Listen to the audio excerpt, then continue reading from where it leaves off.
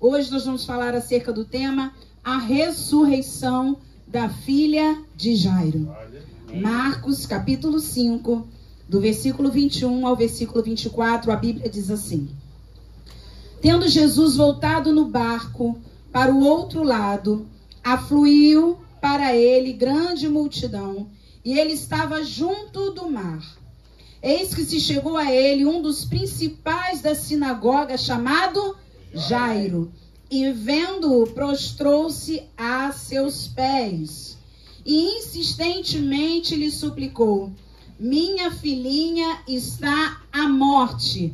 Vem, impõe as mãos sobre ela, para que seja salva e viverá. Versículo 24. Jesus foi com ele. Grande multidão o seguia, comprimindo. Amém? Vamos orar. Senhor Jesus, mais uma vez entramos em tua presença, e neste momento para pedir que tu venhas falando conosco através da tua santa, bendita e gloriosa palavra. Renova as nossas forças, alegra o nosso coração, muda a nossa sorte, ressuscita a nossa menina, que nessa noite nós possamos ver as tuas mãos poderosas agindo em cada vida que está aqui, e também aqueles que estão conosco através do Instagram, do YouTube, que o Senhor venha visitando, curando, libertando, em nome de Jesus. Amém e amém. Amém? Queridos, nós estamos numa sequência falando acerca dos milagres de Jesus. E os milagres de Jesus, eles são uma fonte de inspiração para a nossa fé. Não é verdade? Quando a gente abre a Bíblia e quando a gente lê os milagres que Jesus realizou, a nossa fé é aumentada, a nossa fé é levantada. É interessante que Jesus não age sempre da mesma forma. Ele não tem um rito, um padrão para agir. Cada milagre tem suas particularidades e propósitos. Cada milagre tem suas particularidades e propósitos. O milagre que você está esperando tem as suas particularidades e tem um propósito. Então não cria um padrão de como Deus age, porque Deus age na sua multiforme graça. Deus age da maneira que Ele quer, como convém, com o propósito que Ele queira atingir, Ele vai agir.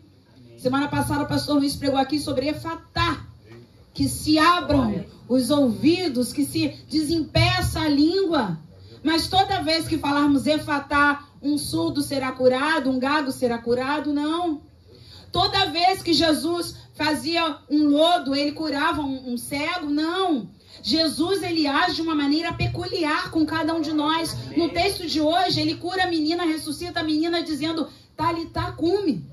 Menina, eu te mando, levanta. Mas todas as vezes que eu entrar no velório e eu falar, Talitá cumi, a pessoa vai ressuscitar? Não, porque Deus tem as suas particularidades. E Deus tem um propósito para cada milagre. Amém. Pastor Paul Yang-Chu, não sei se vocês já ouviram falar, um grande pastor, em um dos seus livros, ele escreve algo que me impactou. Certa vez, duas meninas estavam indo para a igreja e caiu uma grande tempestade, uma chuva, e elas não puderam ir à igreja de forma convencional, mas de repente um olhou para a outra e falou assim: Jesus não falou para Pedro andar sobre as águas? Então vamos andar sobre as águas. E as meninas morreram afogadas, porque Jesus falou com Pedro: Pedro, vem. Pedro, vem. A ordem que Deus dá para Pedro não dá para Idalice. A ordem que Deus dá para Pedro não dá para Andréia. A ordem que Deus dá para Pedro não dá para Fernanda. Então Deus sabe como vai agir na vida de cada um. Deus sabe quais são as águas que você vai andar sobre elas. E quais são as águas que Ele vai falar, você não vai andar, deixa que eu abro o mar. Amém? Então cada milagre tem as suas particularidades e propósitos. A única coisa que eu encontro em comum em cada milagre que Jesus realizou é que todos eles precisavam de uma condição. Fale comigo, a fé. A fé. A fé. Como Jesus vai fazer, meus irmãos? Eu não sei. Como Jesus vai agir? Eu não sei. O que eu sei é que Deus não tem um padrão para agir, Ele só precisa de fé. Como Deus vai salvar o teu esposo, como Deus vai salvar os teus filhos, como Deus vai salvar a tua esposa, eu não sei, mas eu sei que se você tiver fé, Ele vai salvar. Glória a Deus. E aqui no texto de Marcos 5, os versículos 21 e 22, nós vemos algo muito interessante, porque se você ler um pouco antes, nós não precisamos ir lá. O pastor Luiz também falou aqui na semana passada acerca da cura do endemoniado gadareno. Jesus tinha acabado de ser rejeitado lá em Gadara. Por quê? Porque ele curou alguém. Porque ele libertou alguém. Porque ele salvou alguém. Então os gadarenos ou gerazenos falaram: sai daqui, nós não queremos você na nossa cidade. Nós não queremos você conosco. Porque você, além de libertar esse homem, os demônios foram todos para os porcos e os porcos se atiraram no precipício. Então eles rejeitaram Jesus em Gadara. Mas quando Jesus então volta no barco, ele vai para Cafarnaum, onde um grande ministério se levantou. E ali a Bíblia diz no versículo 21, tendo Jesus voltado no barco para o outro lado, afluiu para ele grande multidão e ele estava junto do mar. Eu quero dizer para você que se te rejeitarem em Gadara, vá para Cafarnaum. Não dá para ficar insistindo em lugares, em pessoas, em relacionamentos onde você é rejeitado. Não dá para insistir em situações em que as pessoas falem: nós não queremos você aqui. Não insista, irmãos. Jesus sabia se retirar. Ele foi, fez um milagre, ainda deixou para o gadareno uma ordem: fica aqui, fale do que eu fiz por você. Anuncie a salvação. Foi o primeiro missionário ali em Gadara. Mas Jesus precisou se retirar. E aí chega no versículo 22, a Bíblia nos conta essa história maravilhosa que diz assim: eis que se chegou a ele um dos principais da sinagoga, chamado Jairo, e vendo-o, prostrou-se aos seus pés. A sinagoga era um local de oração e ensino para os judeus. Jairo era o líder responsável por guiar a vida religiosa daquela comunidade. Vocês lembram que as sinagogas, elas tiveram seu início lá na Babilônia. Até mesmo Paulo, depois nas suas viagens missionárias, era nas sinagogas que ele conseguia ter voz, porque o Império Romano, cada província romana, acabava tendo uma sinagoga de um judeu. Então a sinagoga, ela acabou tendo um papel mais importante, até mesmo para a evangelização, do que o templo. Porque o templo era um local único. Na sinagoga não tinha sacrifício, no templo tinha sacrifício. Então a sinagoga, a princípio, era um lugar de oração, se tornou um lugar de ensino, se tornou um lugar de reunião dos judeus e se fortaleceu. Então pensa que Jairo era o pastor presidente da sinagoga. De uma grande sinagoga. Uma pessoa influente.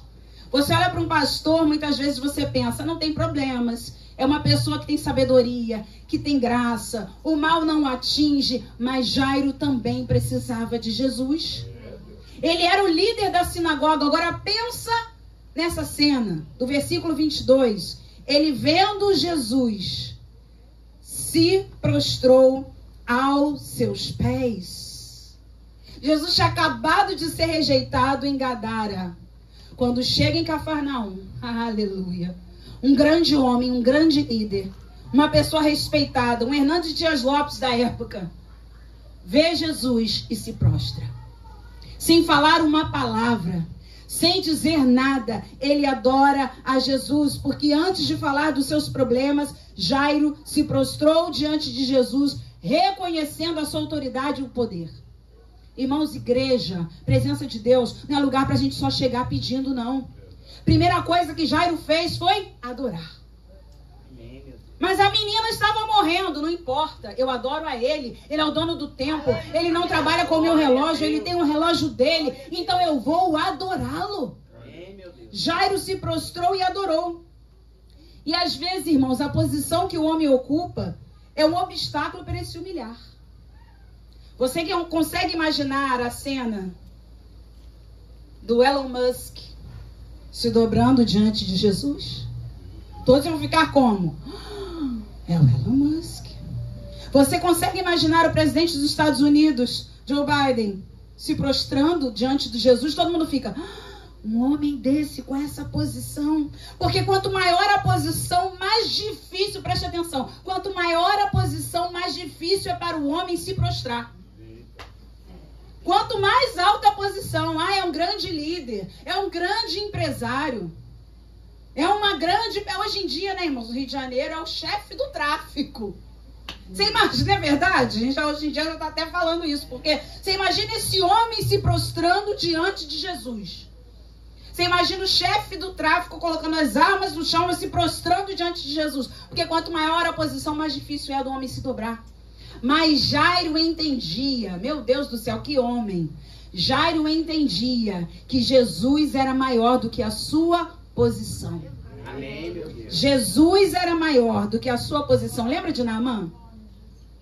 Naamã, aquele comandante do exército da Síria, cheio de glória, pompa e majestade. A menina que estava na casa dele falou: ah, se você conhecesse o profeta que é lá em Israel, ele curaria o Senhor dessa lepra.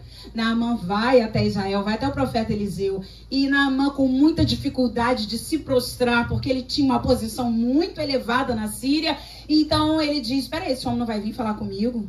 E a ordem desse homem é para eu dar 7 mergulhos nesse rio imundo que é o Jordão. Porque lá na Síria tem Abana e Farfar, rios limpíssimos. Eu vou mergulhar aqui. Eliseu continuou sem aparecer e falou: fala para ele mergulhar se ele quiser ser curado. Ele falou: vou embora. Aí aquelas pessoas que estavam com ele falavam: oh, meu pai, reconhecendo ali a autoridade, se humilhando, a gente já chegou até aqui, o que é que custa? Gente, tem sempre alguém que vai nos trazer de volta para a nossa realidade. Aleluia! Tem sempre alguém que vai nos trazer de volta para a nossa realidade. Ah, Senhor, meu pai, não vale a pena o Senhor mergulhar? Ele não pediu nada demais. A gente já veio até Israel. O que custa o Senhor entrar aí e mergulhar? Lembra do pica-pau? Um mergulhinho. Lembra aquela pedrinha de açúcar? Apenas um mergulhinho. Meu Deus! Então Naamã pensou: eles estão errados, não. Irmãos, eu estava até conversando com o Jorge, que foi ontem. Eu ultimamente tenho feito algumas perguntas. O que eu perco se eu tomar essa atitude? E o que eu ganho se eu tomar essa atitude? Tem hora que você tem que analisar. O que Naamã ia perder mergulhando no Jordão? Nada. Agora, o que ele poderia ganhar? A cura. Então Naamã teve que descer da sua posição, expor a sua lepra, porque ele precisou tirar aquelas fardas que escondiam a sua lepra. E não mergulhou só uma, e não mergulhou só 2, e não mergulhou só 3, nem 4, nem 5, nem 6, mas foram necessários 7 mergulhos para que Naamã voltasse e a sua carne, diz a Bíblia, ficasse como de uma criança.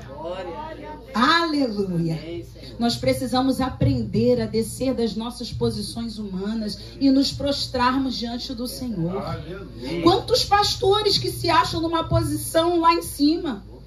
Essa semana aí o que nós vimos na internet de briga, né, familiar e pastoral por causa de nome de igreja.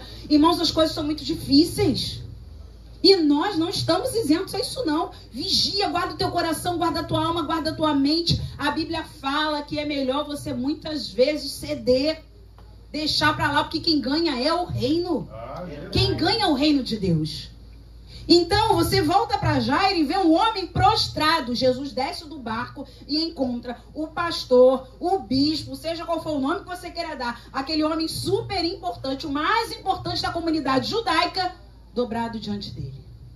E aí a gente vai para o versículo 22, que diz assim, versículo 22 de Marcos 5: e insistentemente lhe suplicou: minha filhinha está à morte, vem, impõe as mãos sobre ela, para que seja salva e viverá.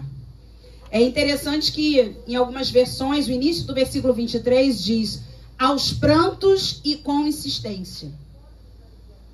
Aos prantos e com insistência. Jairo estava chorando. Jairo estava insistindo. Jairo estava clamando. Jairo estava suplicando, porque a situação era gravíssima. E tem situações que nós precisamos chorar, clamar, jejuar, porque a situação é gravíssima. E Jairo sabia disso. Então ele insistentemente, com choro, com pranto, ele diz: minha filhinha está à morte, ou à beira da morte, ou muito enferma.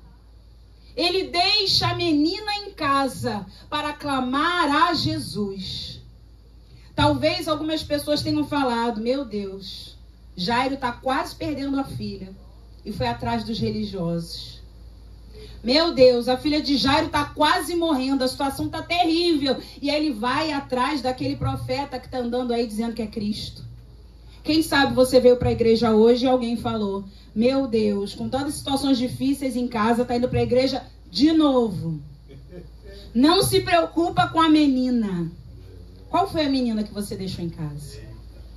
Quem você deixou em casa ou que situação você deixou em casa que está quase à beira da morte, mas ainda não morreu?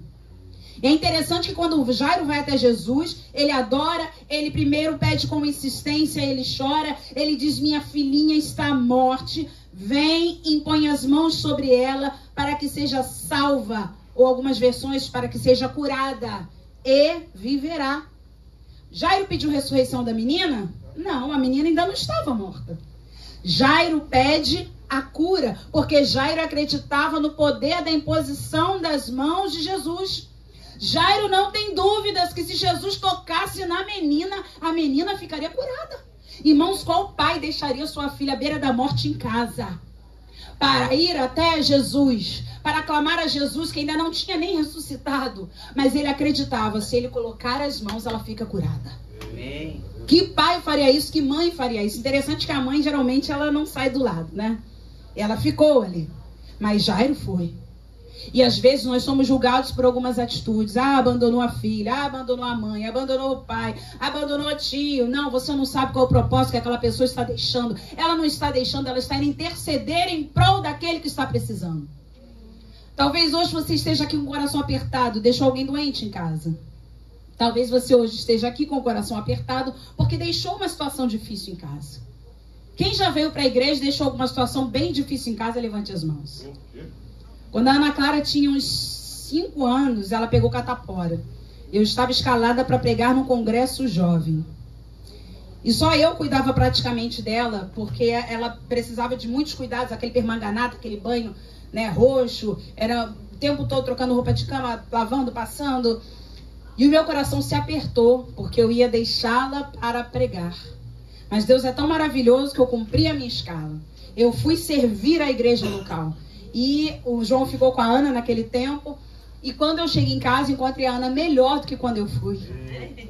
Porque quando você deixa uma preocupação para ir buscar a Jesus, quando você voltar, você vai encontrar aquela situação melhor do que você deixou. Aleluia!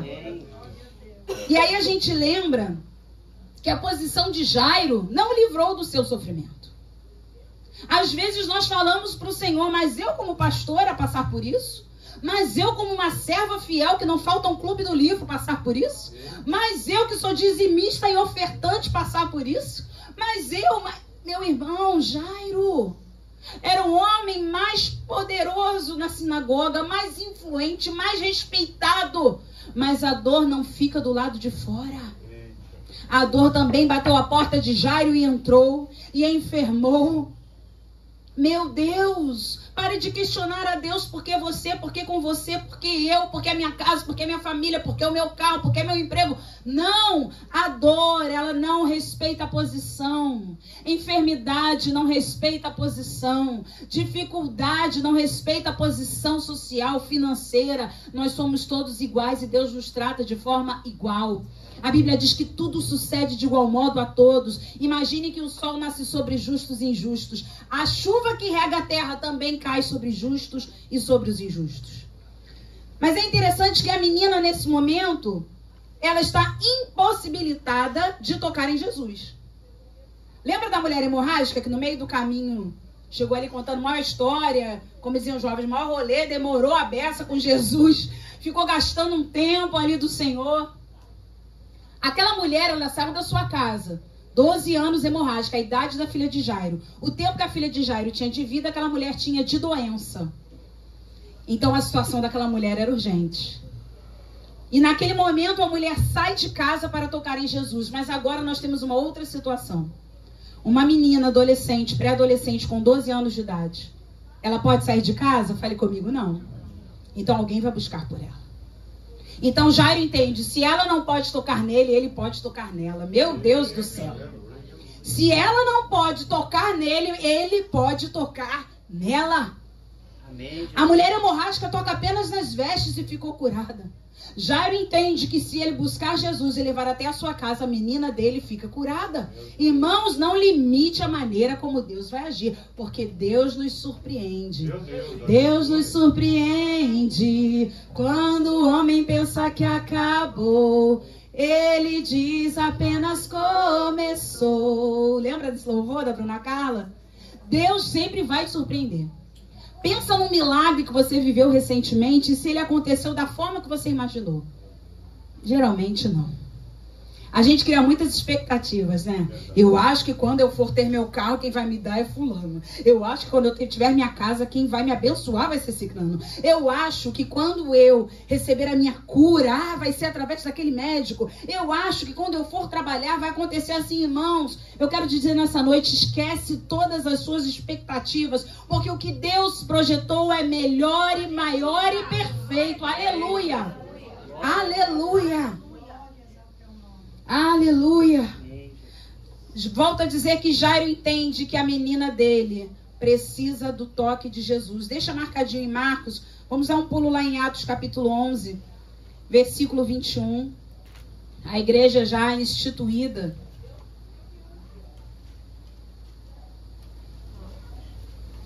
Atos capítulo 11, versículo 21.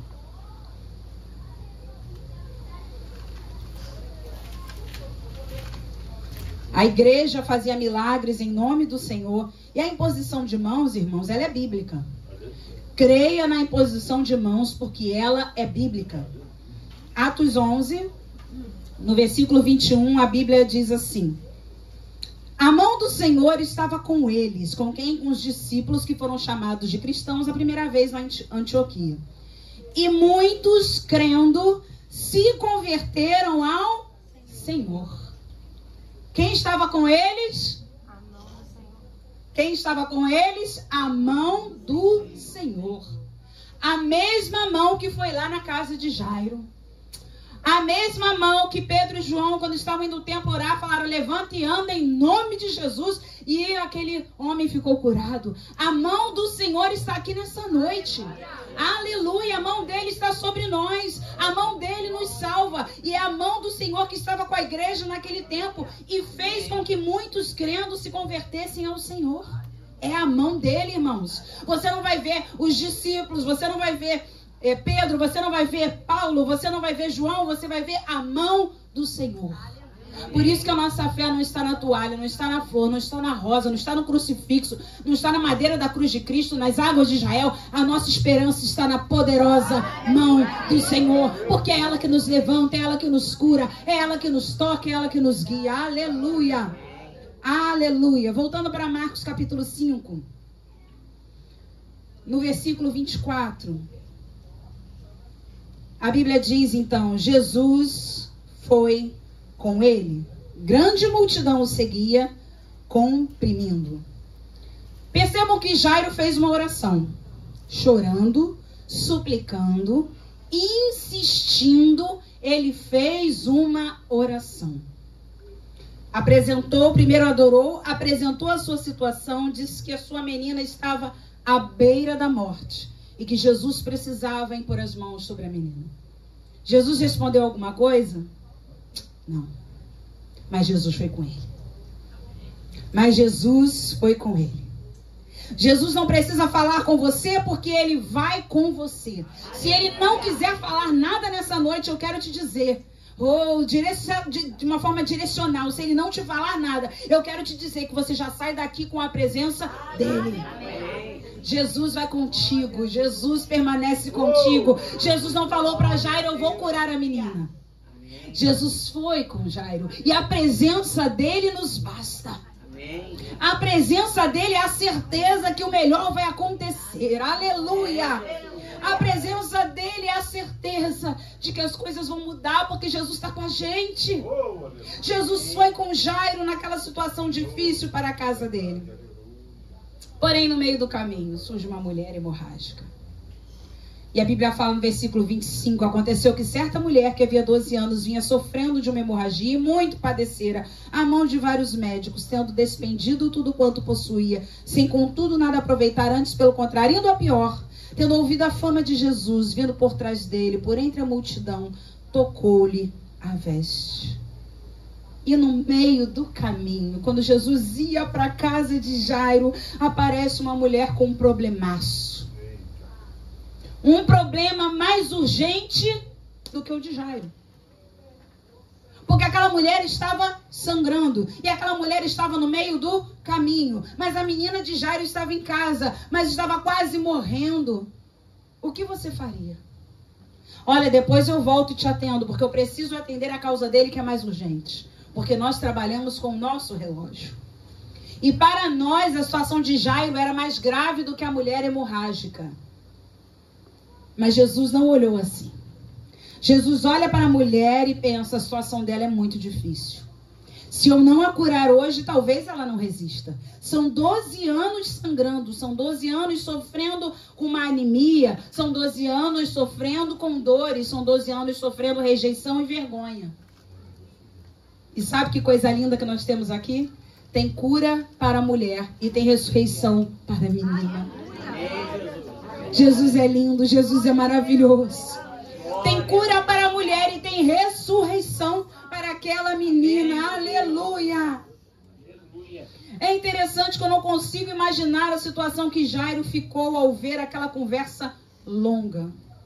Porque, irmãos, se a Bíblia deixa do versículo 25 ao 34, você pode ter certeza que a conversa foi muito maior.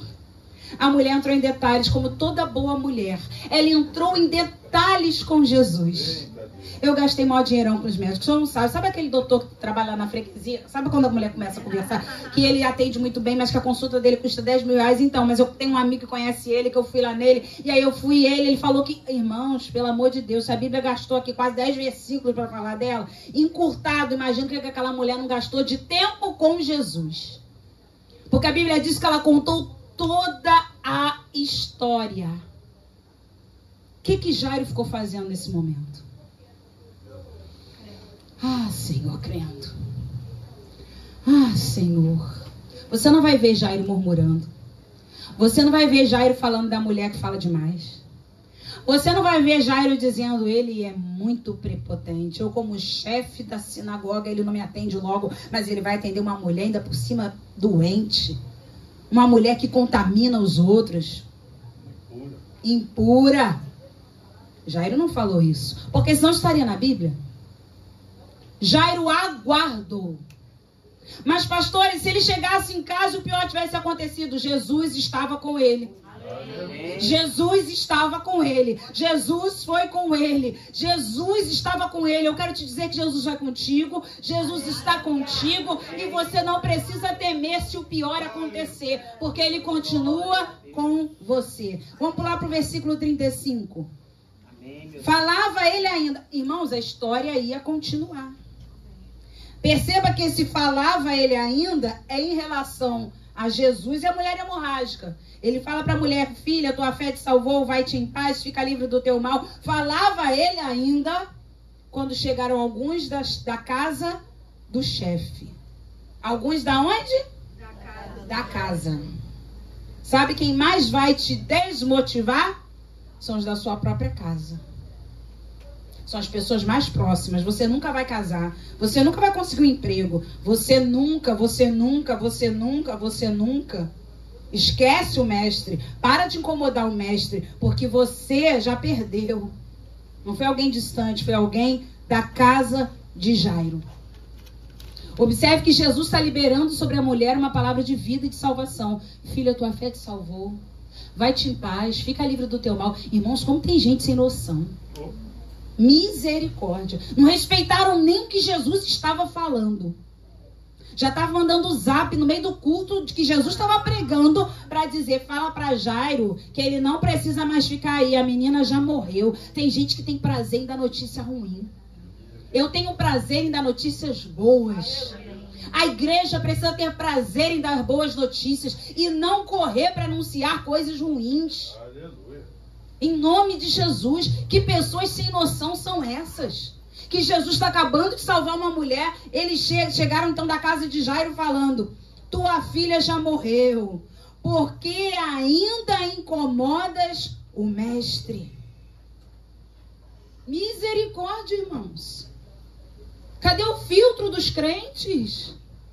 Não é não? Os crentes estão tudo sem filtro. Naquela época já existia, hoje está pior. Hoje está pior.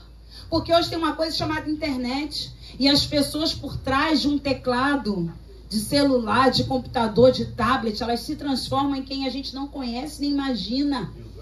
Só vocês vão lá nos comentários ver o que as pessoas falam. Só eu, melhor dizendo. Eu sempre vou lá nos comentários. Tem uma notícia, a gente vai lá nos comentários ver se tem mais alguma informação, porque os melhores jornalistas estão nos comentários. E a gente vai lá ver e a cada coisa as pessoas não têm dó, não têm piedade, as pessoas julgam, as pessoas têm prazer em mais notícias. E aí você percebe que Jairo não se incomodou em esperar Jesus atender a mulher hemorrágica. Ele sabia que Jesus não estava preso ao tempo humano, mas alguém da sua casa tentou desmotivá-lo, dizendo, preste atenção, que o que estava ruim piorou. Quem nunca recebeu uma notícia assim? Olha, as taxas baixaram mais ainda. Olha, não trago boas notícias. Olha, a situação ficou mais grave. Olha, perdeu aquela causa. Irmãos, eu não sei a notícia que você recebeu essa semana, mas eu quero te dizer que Jesus está contigo. Você não precisa ter medo, porque Jesus está contigo. Eu volto a dizer, tem cura para a mulher e tem ressurreição para a menina. Tem cura para a mulher e tem ressurreição para a menina, porque o nosso Deus é onipotente. Todo poder está com Ele. Aleluia. Jesus, ele não se esgota, não. Já operei um milagre na vida da Graça, eu agora estou muito esgotado, vou poder operar milagre na vida da Vicentina, não. Espera um pouquinho, tá? Jesus não é assim, não, irmãos. Tem milagre para Graça, tem milagre para Vicentina, tem milagre para o Paulo, Dariane, tem milagre para Kelly, porque Jesus tem um poder ilimitado. Ilimitado. Aleluia. Aleluia. A doença virou morte. E Jairo não poderia mais incomodar o mestre. Por quê? Porque eles estavam presos à cura, não à ressurreição. Então eles diziam, ele pode até curar, mas agora a menina já morreu, não adianta mais incomodar o mestre. Olha como é que o homem, o ser humano, ele é muito limitado. A notícia foi, não precisa mais incomodar o mestre Jairo. A menina morreu. Ele tem poder sobre a enfermidade, mas não sobre a morte, irmãos. No ministério de Jesus, ele realizou 3 ressurreições. Cada uma de uma forma diferente. O filho da viúva de Naim, ele toca no caixão. Jovem, eu te mando, levanta-te. Ele ainda não havia sido enterrado. Ele também não estava no estado como a menina de Jairo em cima da cama. Ele estava a caminho do sepultamento. A segunda ressurreição, então, que Jesus opera, é a filha de Jairo. A filha de Jairo, a menina está morta em casa. Ainda não tem velório, ainda não tem sepultamento, mas a menina está morta. E a ressurreição de Lázaro, já havia passado a morte em casa, já havia passado o velório, já havia passado o sepultamento, aliás, já havia passado 4 dias. E Jesus continua com o poder sobre a morte. Ele precisava ensinar aquele povo que o poder era dele. Porque os judeus acreditavam que durante 3 dias o espírito do homem ficava pairando sobre o corpo. E que ele poderia ainda voltar. Jesus, quando ressuscita Lázaro, ele mostra, já estou no 4º dia. Então não foi o espírito do homem que entrou de novo, fui eu que dei novamente a vida a Lázaro. Glória. Eu que ordenei ao espírito de Lázaro que entrasse novamente nele. Porque na filha de Jairo, ela tinha acabado de morrer. No filho da viúva de Naim, ele estava no cortejo, já havia sido velado, preparado, seria sepultada. Percebem? Uma cura, logo, uma ressurreição logo após a morte, uma ressurreição a caminho do sepultamento e uma ressurreição pós-sepultamento. Existe alguma coisa impossível para Deus? Aleluia. Existe alguma situação demasiadamente difícil para o nosso Deus? Pode ter acabado de morrer, pode estar no velório, pode ser sepultado, pode ter passado 4 dias. Jesus está conosco e Ele muda toda e qualquer situação. Amém. O versículo 36 diz assim: mas Jesus, sem acudir a tais palavras, disse ao chefe da sinagoga. Vamos ler juntos? Não temas, crê somente.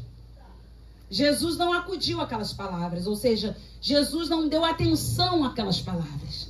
Jesus não levou em consideração aquelas palavras, porque Jesus não é motivado por palavras humanas. Jesus não é motivado por especialistas. Lembra da água transformada em vinho? Leva para o especialista ver.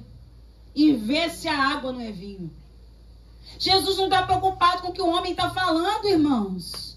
Nós nos assustamos, nos preocupamos, ficamos até mesmo às vezes em pânico por aquilo que o homem fala. Mas a última palavra é de Jesus. A última palavra é de Deus. Deus tem feito grandes coisas em nosso meio. Paty esse mês mesmo vivenciou um milagre, que ela estava com um probleminha renal e os médicos falando que ela tinha ali uma pedrinha. Eu sei que o último exame que ela fez, o médico falou, se a pedra tinha, já foi. Porque não tem mais nada.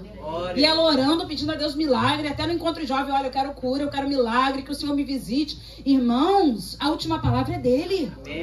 Se ele diz que vai viver, vai viver. Se ele diz que vai salvar, ele vai salvar. Se ele diz que vai curar, ele vai curar. Não importa o tempo. Ainda que no meio do caminho atravesse uma mulher hemorrágica contando 1000 histórias, calma que Jesus está contigo.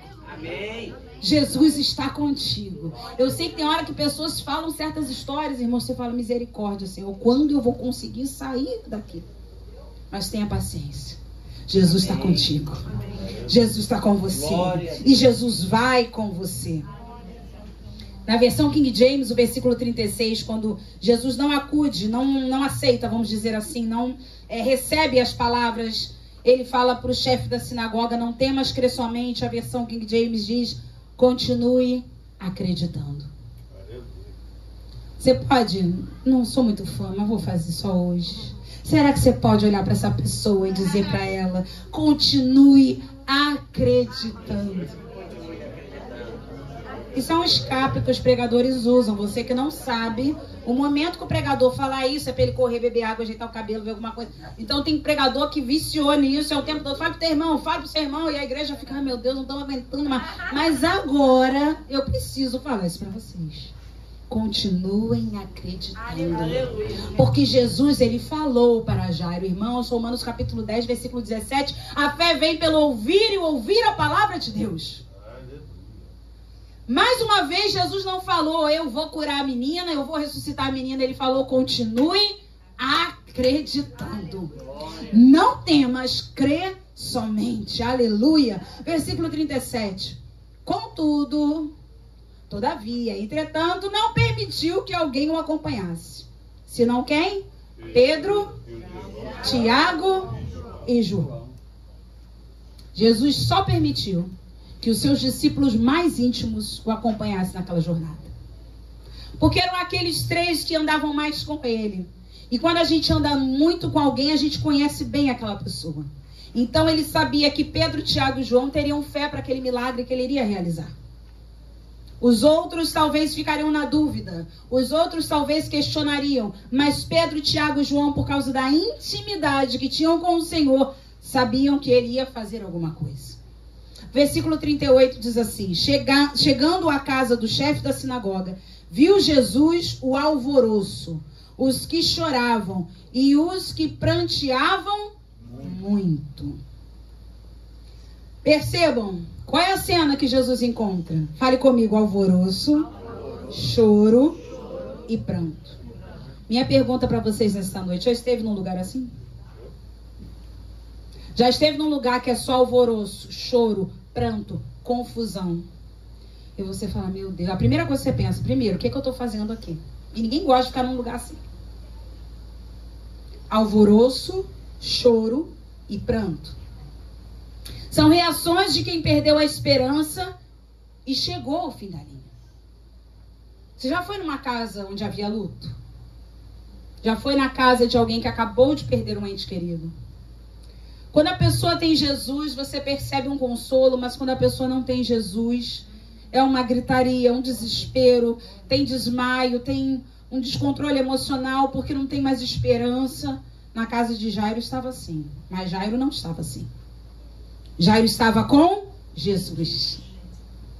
O alvoroço, o choro e o pranto era para quem não foi buscar a Jesus. Mas quem foi buscar a Jesus tinha paz, tranquilidade e segurança, porque sabia que ele ia fazer alguma coisa. Amém. Meu Deus do céu, irmãos, que homem foi Jairo?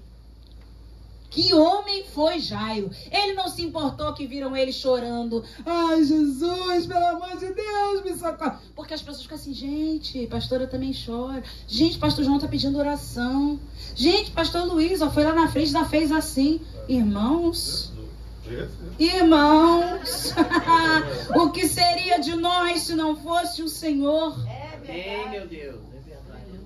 Não coloque a sua fé em posição humana, não. Nós precisamos tanto quanto vocês. Jairo não estava nem aí para o que estavam pensando dele. Você não vai ver a Bíblia relatando que Jairo estava preocupado, porque aqueles da sinagoga olhavam para Jairo e pensavam, olha, ele correndo atrás do mestre, do profeta. Não, não, não.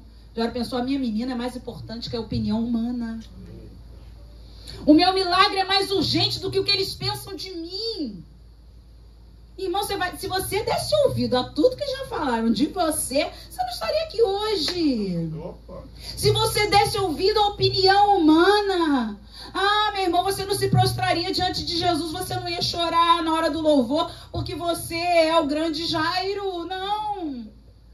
Irmãos, desce dessa posição hoje. Pior é quando o crente está numa posição que foi ele mesmo que colocou.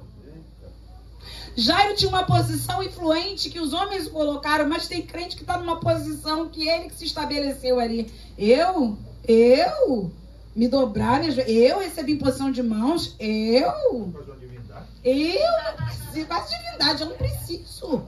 Eu não vou me humilhar a esse ponto. Deus, se quiser, me visita. E os homens têm desculpa para tudo.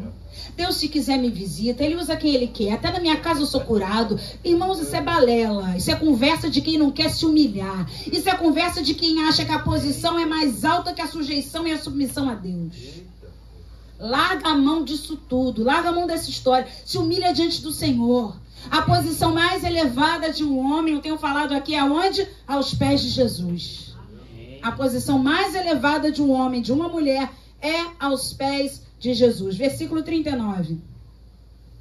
Ao entrar, Jesus então lhes disse: por que estáis em alvoroço e chorais?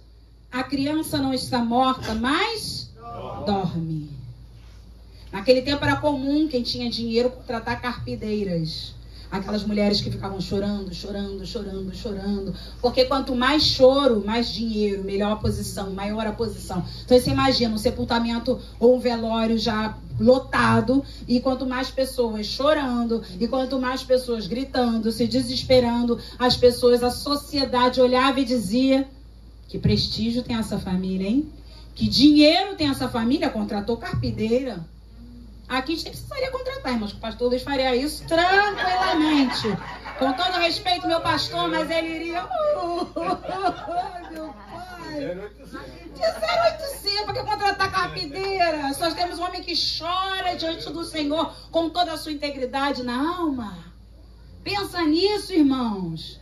Então eles contrataram essas carpideiras que ficaram ali chorando, fizeram alvoroço. Aquele monte de gente, aquele desespero, como eu falei, era choro, era pranto, era alvoroço, um clima horrível. Jesus entra, Jesus é demais, né? Jesus entra e fala: por que estás em alvoroço e chorais? É tipo assim, você não tá louco? O senhor tá ignorando o que está acontecendo? O senhor não está percebendo que a situação é com o Jairo, o grande, Jairo, o pastor, Jairo, o bispo, Jairo, o dono da sinagoga, quase falando assim: o senhor não está vendo? O senhor está perguntando por que a gente está chorando? Por que a gente está em alvoroço? Jesus entra na calmaria dele. Como Ele está entrando aqui hoje na minha e na tua vida.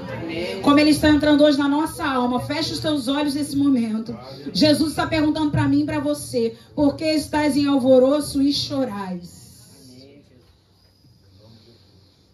A criança não está morta, mas dorme. A criança não está morta, mas dorme. Você também pode aplicar pensando: a criança não está morta, mas Jesus também poderia estar querendo dizer: a criança não vai permanecer morta. Até porque para o judeu a morte era um sono. Para o judeu a morte é um sono. O que a gente fala quando uma pessoa já partiu para o Senhor? Ela dorme no Senhor. Momento de descanso, de refrigério.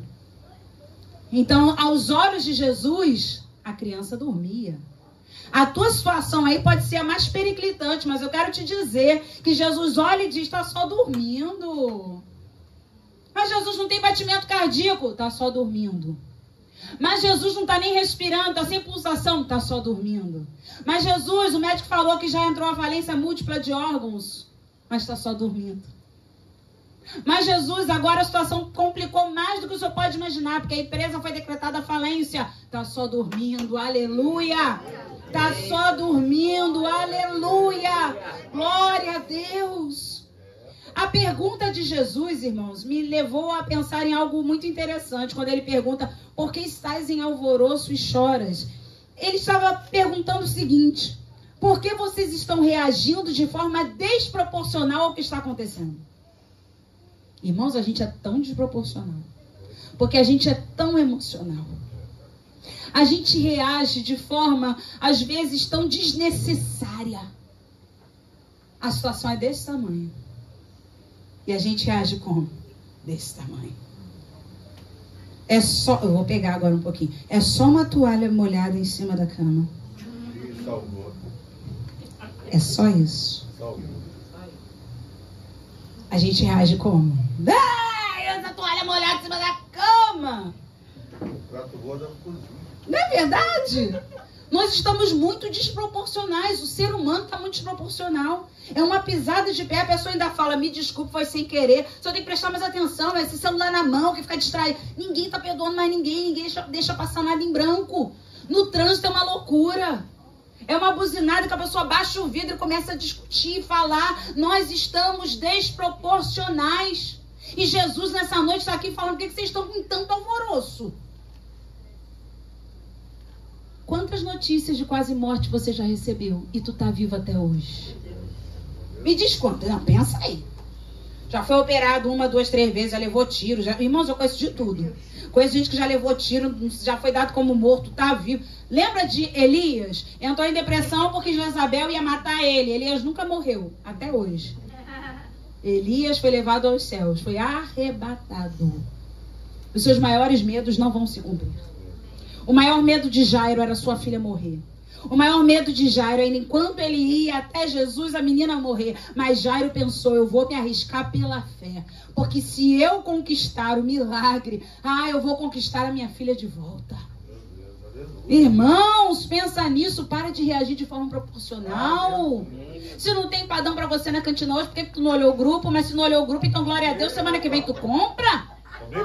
Misericórdia, não dá pra gente ficar reagindo por tudo.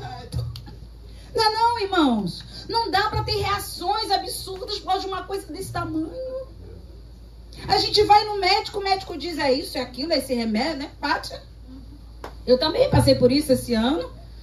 E você fala, meu, eu fui fazer uma ultra abdominal, pra quem não sabe, uma ultra abdominal é onde? No abdômen. E no meu exame deu aumento de líquido no pericárdio. Eu falei, meu pai, o negócio deve estar muito sério, porque está dando para vir água no meu coração, pela minha barriga. Eu fiquei, irmãos, com as carpideiras. Eu falei, Jesus, tem misericórdia de mim, Senhor. Eu não quero morrer agora não, Jesus. Que a gente fica, volta Jesus, Maranata, Jesus me leva, Jesus, mas quando a coisa aperta, a gente fala, não quero não. Meu Deus, eu falei, Senhor, pelo amor de Deus. O João foi me buscar, tá tudo bem? Eu falei... Só deu uma água no meu coração. Água no coração. Outro também, igual a mim. Água no coração, dirigindo. Pelo amor de Deus. Aí vamos pegar na Clara na faculdade. Oi, minha filha, você tá bem? Você veio tão bonita pra faculdade. Aí ela, gente, tá tudo bem? Aquele silêncio, a gente não fica quieto, a gente fala o tempo todo. Ou a gente tá cantando, ou a gente tá rindo, a gente tá sempre fazendo... Na Clara tem um amigo que uma vez veio aqui e falou, se um dia eu tiver depressão, deixa eu ficar na sua casa, porque vocês são muito engraçados. E aí, Ana Clara, gente, mas vocês estão tão quietos, tá tudo bem? Aí eu fiquei quieta. Aí ela falou assim, mãe, como é que foi o exame? Aí eu entreguei pra ela. Olha aqui, o que tá acontecendo, Ana? Aí ela olhou, falou, mãe, que isso? Mas enquanto isso eu já estava no Dr. Google, porque eu também já tinha no Dr. Google. E ela viu que tinha algumas circunstâncias que poderiam aumentar esse líquido em volta do coração. Porém, apesar de todo esse escândalo, o João falou assim, nós quando chegarmos em casa, vamos na igreja, vamos orar, ajoelhar lá no púlpito, com a cara no pó, e vamos colocar a situação diante do Senhor. Irmãos, ali eu recebi a paz que excede todo entendimento. O problema é que quando a gente está para receber uma notícia ruim, tudo vai confluindo. Na noite anterior eu gravei um vídeo pro YouTube dizendo, se perecer, pereci. Eu tinha certeza que já era Deus. Pode ir lá no meu canal do YouTube. Pode ir no meu canal do YouTube que eu gravei, se perecer, pereci. Eu comecei, será que Deus estava me preparando para esse dia, meu pai? Porque se você entrar lá na internet e procurar aumento de líquido no pericárdio, vem escrito assim, risco iminente de infarto. A pessoa morre de uma hora para outra. O João falou, você não faz mais exercício, você para tudo. Essa coisa foi assim. Eu falei, meu Deus, o que é isso? Mas depois que nós oramos, fomos até Jesus... Eu falei, quer saber, eu vou marcar todos os exames que eu tiver que fazer, vou marcar uma cardiologista, claro, mas vou tocar minha vida, porque eu não vou morrer antes do tempo. Irmãos, mas foi uma calma, uma paz, que até o dia de eu ir na cardiologista, eu nem olhava mais na internet. Fui na cardiologista, ela olhou meus exames, falou, realmente um aumento de líquido aqui no pericárdio, que pode ser por muitas coisas, mas eu vou pedir alguns exames, um ecocardiograma, um teste de esteira, aquele teste ergométrico, e aí a gente vê. Mas olha, eu não acho que você está sentindo dor no braço esquerdo. Claro que depois que a gente faz um exame, a gente sente tudo. Eu falei, não, acho que não, né? Porque a gente começa a pensar, aquele dia eu tive uma dor, tá sentindo isso? Não tô sentindo. Então, eu acho que não é nada demais. Eu acho que o aumento do líquido do pericárdio pode ser por teve resfriada, gripada, falei vivo com rinite, sinusite. Isso também aumenta o líquido no pericárdio. Então, vamos fazer os exames. Irmãos, fui fazer todos os meus exames. Deus é testemunha. Em paz. E semana passada, eu voltei na médica com todos os exames. E ela falou, você está 100%. Tem um líquido lá? Tem. Mas tem gente que vive com esse líquido e nem sabe. Todo coração precisa de um líquido. Você só tem um pouquinho a mais. Eu pensei, água da vida dentro de mim. Aleluia, glória a Deus. Eu fiquei pensando, Jesus fez meu coraçãozinho ali, de repente, com um pouquinho mais de água para poder transbordar, né? Deve ser isso. Porque no momento, irmãos, a gente fica tão doido. Que o João falou assim, será que você está bebendo muita água até no coração? Ele me perguntou. Porque ele vê o dia inteiro bebendo água, porque é negócio do gente. Aí eu não vou beber. Aí ele, será que isso não tá indo pro coração, não, menina? Eu falei, meu, olha o ponto que chega a família de Jairo. Água de mulher. E é a melhor mesmo, hein? Irmãos, quando eu fui na médica, ela falou, ó, não tem nada. Esse líquido realmente está aumentado, mas provavelmente alguma coisa que você ou nasceu com isso, ou foi por causa de uma gripe, um resfriado. Enfim, tá tudo bem com você. Eu falei... Jesus, muito obrigada. Mas, irmãos, olha a minha reação no primeiro momento.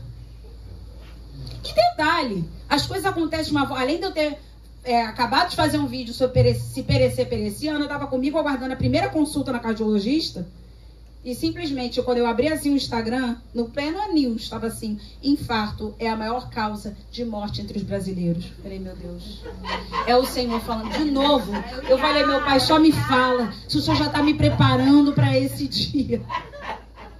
Irmãos, olha, até Jesus curar a menina, tem muita carpideira. Até Jesus curar a sua menina, tem muita gente que vai chegar e vai falar muita coisa para te assombrar.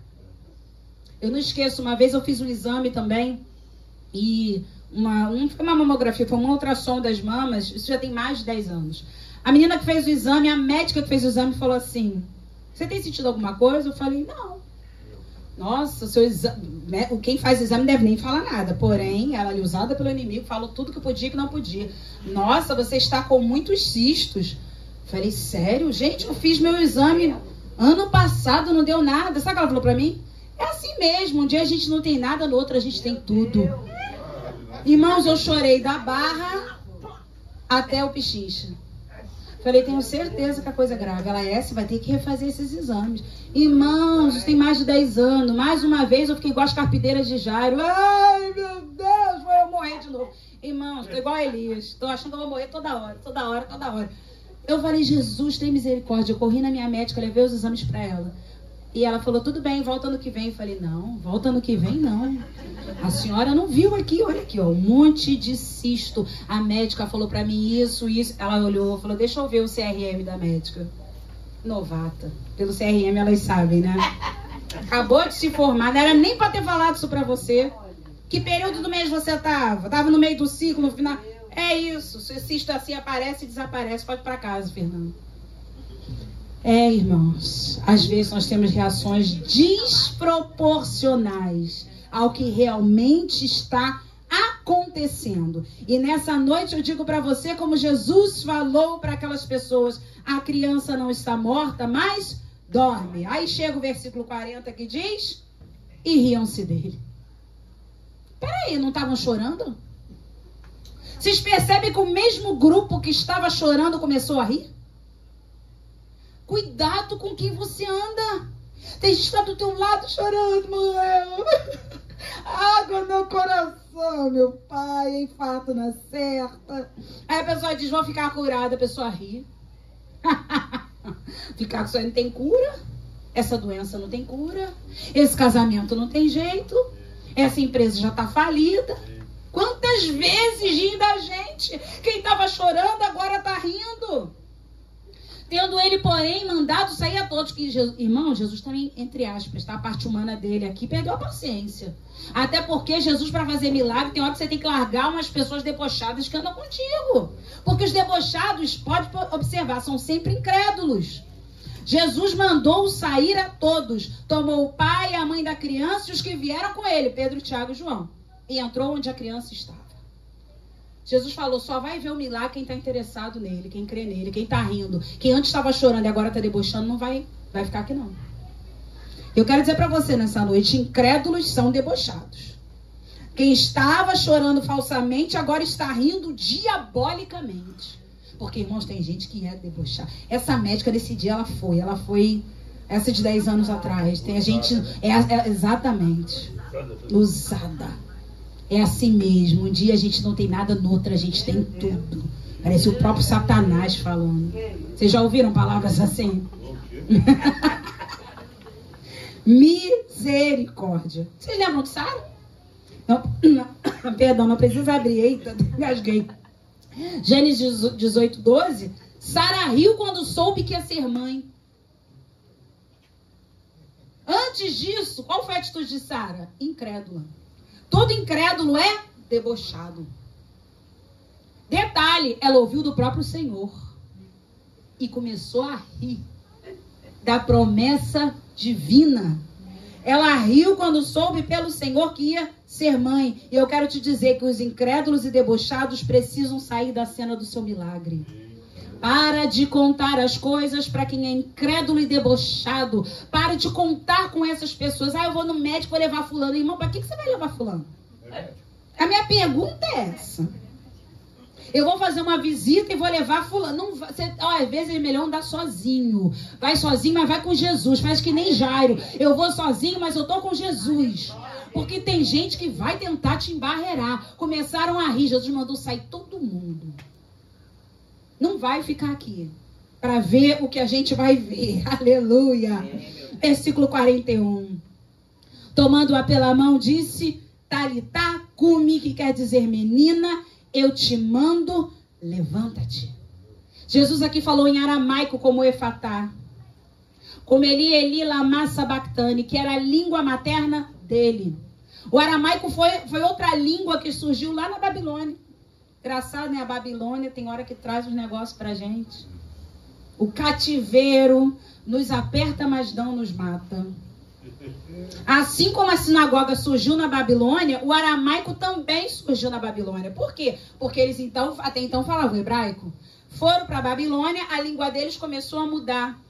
Então eles começaram a falar um hebraico misturado. E o hebraico só era utilizado para orações, para a leitura da Torá. E eles falavam mais, então começaram, ali surgiu a falar, os hebreus a falarem o aramaico. Então a língua materna de Jesus era o aramaico. E é interessante que quando Jesus vai fazer alguns milagres na Bíblia, ele fala em aramaico. Uma língua que ele entende. A língua que Jesus fala, às vezes só ele vai entender. Imagina no meio dos romanos, Jesus talitacume. No meio dos romanos, Efatá. Oh, meu Deus, no meio dos gregos, Eli lama sabachthani. Ninguém entende, mas ele sabe o que está falando, ele sabe o que está fazendo. Jesus fala talitacume, que quer dizer, menina, eu te mando, levanta-te. Filhinha, eu te ordeno, levanta-te. Aleluia. Aleluia. Oh, Jesus, nessa noite o Senhor está aqui falando, filhinha, filhinho, eu te mando, levanta-te. Versículo 42. Imediatamente. Vamos ler juntos? Imediatamente. Mais uma vez. Imediatamente. Então receba essa palavra, talitacume. Menina, eu te mando, levanta-te. Imediatamente a menina se levantou e pôs-se a andar, pois tinha 12 anos. Então ficaram todos sobremaneira admirados. Quando Jesus fala, o milagre acontece. A Bíblia fala no Salmo 29, versículo 14, a voz do Senhor é poderosa. A voz do Senhor é majestosa. Troveja o Deus da glória. Aleluia. Aleluia. A voz do Senhor prova para os incrédulos que o milagre é completo. Versículo 43. Aleluia. Versículo 43 diz assim: mas Jesus ordenou-lhes expressamente que ninguém o soubesse e mandou que dessem de comer à menina. Eu quero finalizar dizendo uma coisa para vocês nessa noite. O milagre é com Jesus, mas a manutenção do milagre é com você. Ele fala, dê de comer à menina. Ele a ressuscitou, mas eles precisavam manter aquela menina. Jesus tem um milagre para a tua vida, mas você e eu precisamos aprender a fazer a manutenção do milagre. Dar de comer a nossa menina, aumentar a nossa fé, cuidar da nossa menina, instruir a nossa menina, porque milagre é com Jesus, mas manutenção do milagre é contigo.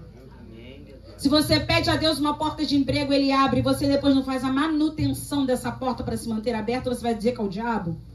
Você chega tarde, sai cedo, falta, não respeita o chefe, arruma que zumba com todo mundo e diz o diabo se levantou. Não, você não fez a manutenção do milagre. Você pede um marido ou você pede uma esposa, ou você pede filhos, a criança nasce, você diz, meu Deus, eu não consigo dormir, que perturbação. Peraí, você queria tanto milagre, não quer fazer a manutenção do milagre? Pense nisso nessa noite, dê de comer essa sua menina. Jesus então faz o milagre e nós precisamos manter esse milagre de pé. Amém? Vamos ficar de pé, vamos orar ao Senhor.